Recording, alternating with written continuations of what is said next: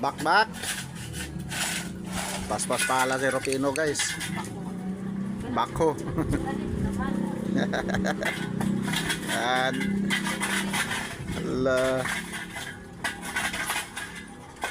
Kanya-kanyang ano.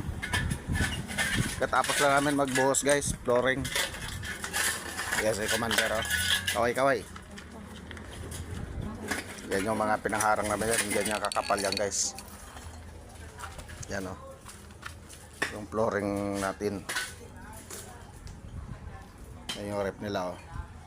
Nandito muna sa amin lahat ng gamit kasi nadimuli sila. Yan.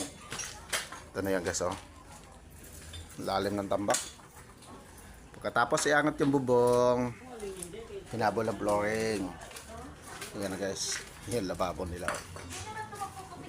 Yan ang una natin tinira guys. Nag-tiles tayo. Tiniles natin. Siminto yun oh. Nakano sa tiles oh. Puti. Kita sa video. Yan. Tapos guys, yan naman. Yan ikabit natin pinto bukas. Yan. Dalawang pinto yan guys oh. Saan ka dyan guys? Dalawang pinto sa kusina. Isa-isa. Exit daw. Entrance yung isa. Parang mall lang ah. Yan. Tapos yan. Asin-dadahan pa ulit guys oh. Inuna ko kasi dito guys kasi para secure. Yan. Yung mga gamit nila.